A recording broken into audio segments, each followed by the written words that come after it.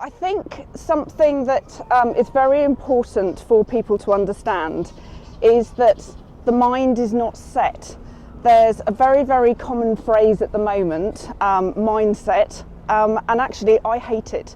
I actually train asking people not to use it, because what happens is when people are struggling with a situation that they're in, whether it's high anxiety or they just don't feel as though they're very productive at the moment, when people use the word mindset, they think that it's not going to change.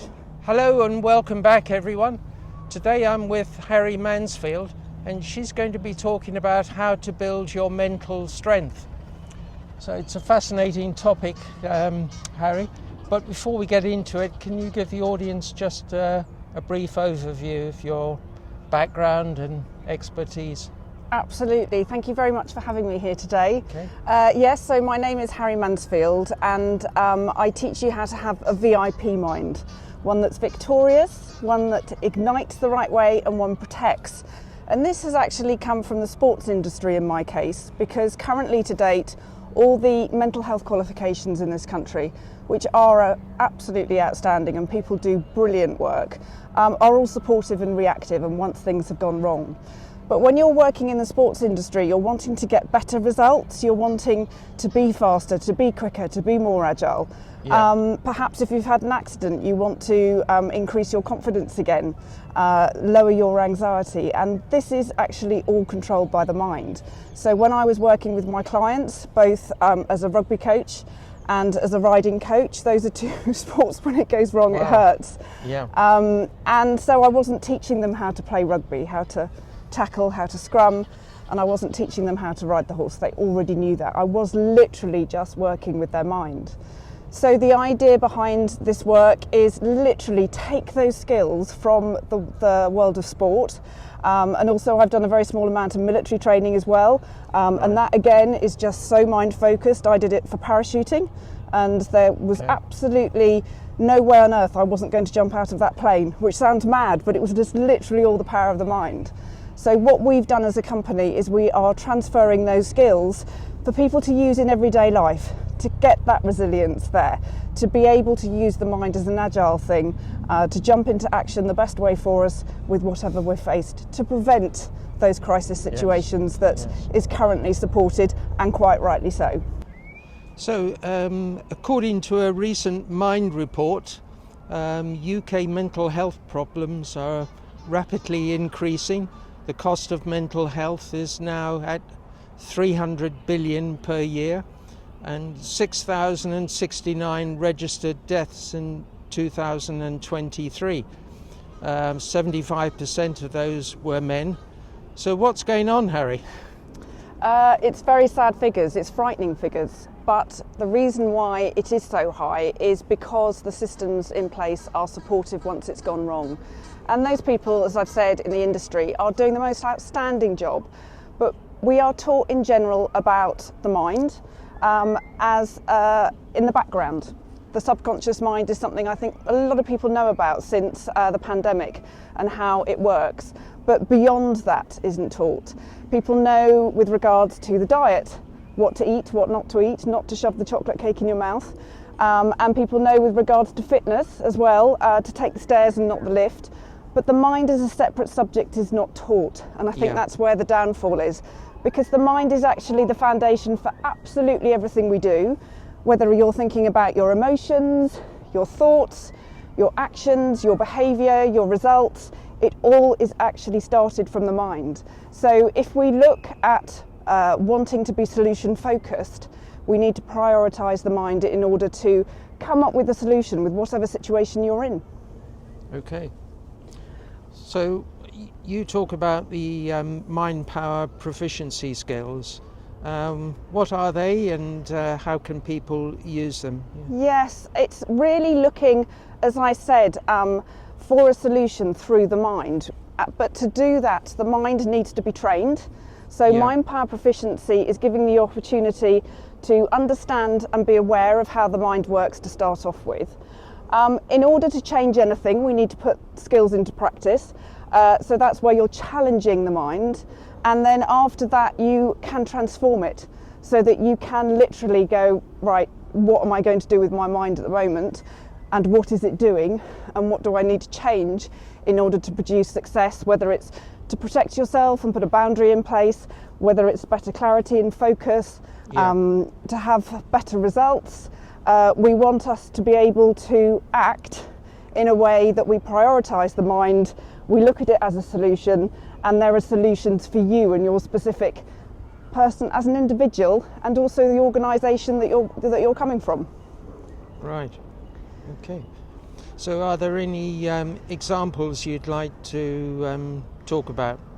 I think something that is very important for people to understand is that the mind is not set. There's a very, very common phrase at the moment, mindset, and actually I hate it. I actually train asking people not to use it, because what happens is when people are struggling with a situation that they're in, whether it's high anxiety or they just don't feel as though they're very productive at the moment, when people use the word mindset, they think that it's not going to change. But actually, when you learn about the mind and certain tools that you can use, it is possible to actually use it as an agile thing. And when somebody is struggling, when they are in a dark place, perhaps when their mind is spiralling, if you think your mind is set, it's actually making the situation worse, because you think you are never going to get out of that situation, where in fact you can if you have got the mental skills to be resilient. And the reason why I say that the phrase mindset isn't helpful is actually that the mind, it's the most amazing thing, it changes up to 5 times per second. Right. So literally, if you're walking a few steps within a second and you multiply that by 5, that is how many times your mind has changed. So it's very important to look at it as a tool, something that's powerful and exciting, rather than something that works against us, which of course the figures are currently showing. Yeah, absolutely. Yeah, it's a very popular term, isn't it? Especially in personal development, and coaches use it. Mindset, you've got to have the mindset. But it is interesting when you analyse the words, you are actually fixing yourself, aren't you? Yes. You're, Absolutely. And if you're in a challenging situation, you don't want to get fixed in a challenging situation. You want to be able to turn it around. And people have asked me for an alternative word, because obviously they've got into the habit of using mindset. So I talk about mind reset. So always think you can reset your mind to whatever situation you're in, and then you will be able to come up with a solution, whether it changes your results, your behaviour, your emotions, what you're thinking and your thought process. It's always something that you have the power to change. You run a coaching program. Yes.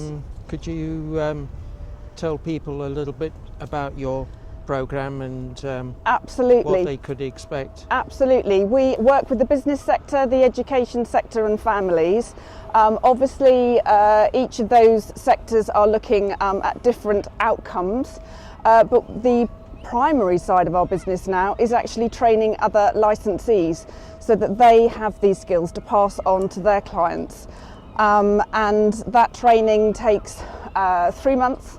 It's 5 modules. Some of it's at our outdoor training centre in the South Downs National Park, and some of it's online. Okay. But what we're doing then is being able to become part of a movement. The work we do is game changing, but we're not going to be able to reduce those figures with regards to mental health challenges and reducing suicide numbers unless we can actually get it nationwide. So we now have nationwide licensees to get the work across the country, which is fantastic. Yeah, absolutely, yeah. It's very important work, this, yeah.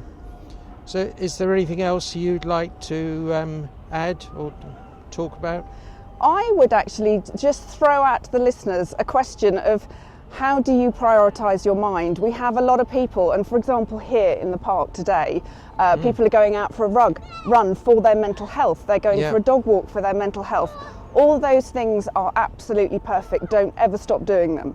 but actually the true solution is to prioritise the mind. So just keep asking yourself throughout the day, what is my mind doing? And the more you become familiar with doing that, you are then able to be aware and then put tools into place to get the best from your mind, because that's where the results, success and prevention come from. Yeah, absolutely. Thank you. And I'm certainly going to stop using the word mindset anyway. I'll tell you off whenever I hear you do it. Yes. Good. Okay. Splendid. Thank you. Thank you for your wonderful talk today. It's been quite inspiring and educational. And if people want to get in touch with you, what's the best way? The two best ways are through LinkedIn. My profile is Harry Mansfield, the Mind Power Champion. Okay. And also there's a lot of up-to-date news on our licence programme for the Awareness Key on Instagram. Okay. And also our website is, as they all start, www.awareness-key.co.uk. Yeah. And I will post all of Harry's contact details below this video. And if you have any questions for her, then please post them in the comments below. And if you got some value from this video, then please like, share and subscribe. And I'll see you next time.